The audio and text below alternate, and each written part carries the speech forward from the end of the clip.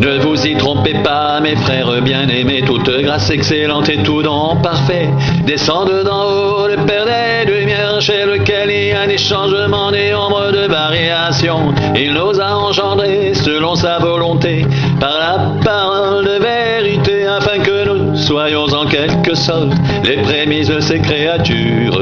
Sachez-le, mes frères bien-aimés, ainsi que tout homme soit prompt à écouter, lent à parler, lent à se mettre en colère, car la colère de l'homme n'accomplit pas la justice de Dieu. C'est pourquoi, rejetant toute souillure et tout débordement de méchanceté, recevez avec douceur la parole qui a été plantée en vous et qui peut sauver vos âmes. Mettez en pratique la parole et ne vous bornez pas à l'écouter en vous trompant vous-même par de faux raisonnements, car si quelqu'un écoute la parole et ne la met pas en pratique, il est semblable à un homme qui regarde dans un miroir son visage naturel et qui après s'être regardé s'en va et oublie aussitôt comment il était. Mais celui qui aura plongé les regards dans la loi parfaite, la loi de la liberté, qui aura persévéré, n'étant pas un auditeur oublieux, mais se mettant à l'œuvre, celui-là sera heureux dans son activité.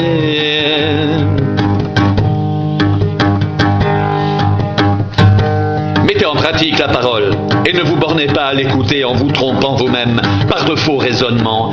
Car si quelqu'un écoute la parole et ne la met pas en pratique, il est semblable à un homme qui regarde dans un miroir son visage naturel et qui après s'être regardé s'en va et oublie aussitôt comment il était. Mais celui qui aura plongé les regards dans la loi parfaite, la loi de la liberté, et qui aura persévéré, n'étant pas un auditeur oublieux, mais se mettant à l'œuvre, celui-là sera heureux dans son activité. Mes frères, que sert-il à quelqu'un de dire qu'il a la foi s'il n'a pas les œuvres? Cette foi peut-elle le sauver?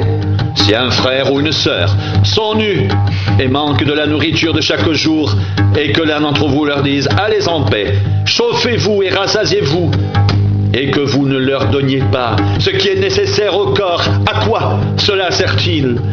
Il en est ainsi de la foi. Si elle n'a pas les œuvres, elle est morte en elle-même.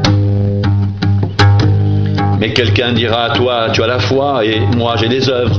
Montre-moi ta foi sans les œuvres, et moi je te montrerai la foi par mes œuvres. Tu crois qu'il y a un seul Dieu? Tu fais bien. Les démons le croient aussi et ils tremblent. Veux-tu savoir, ô homme vain, que la foi sans les œuvres est inutile? Abraham, notre père, ne fut-il pas justifié par les œuvres lorsqu'il offrit son fils Isaac sur l'autel? Tu vois que la foi agissait avec ses œuvres, et que par les œuvres, la foi fut rendue parfaite. Ainsi s'accomplit ce que dit l'Écriture. Abraham crut à Dieu, et cela lui fut imputé à justice, et il fut appelé ami de Dieu.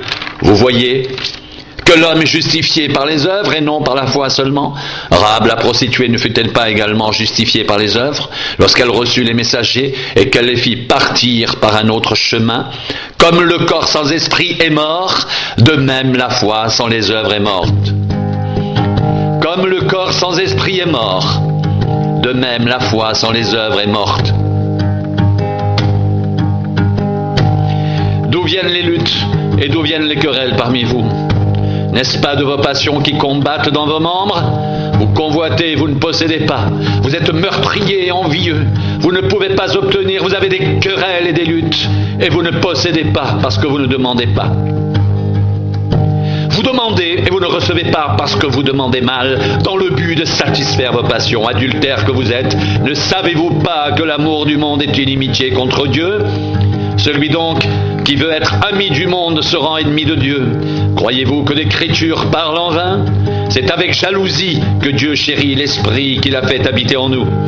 Il accorde au contraire une grâce plus excellente. C'est pourquoi l'Écriture dit « Dieu résiste aux orgueilleux, mais il fait grâce aux humbles. Soumettez-vous donc à Dieu. Résistez au diable, et il fuira loin de vous.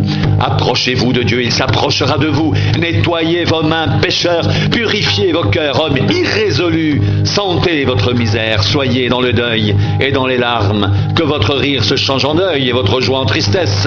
Humiliez-vous devant le Seigneur et il vous élèvera.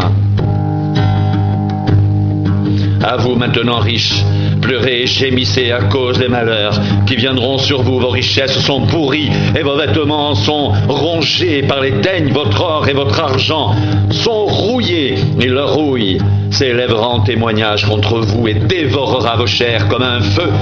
Vous avez amassé des trésors dans les derniers jours. Voici le salaire des ouvriers qui ont moissonné vos champs et dont vous les avez frustrés cris. Et les cris des moissonneurs sont parvenus jusqu'aux oreilles du Seigneur des armées.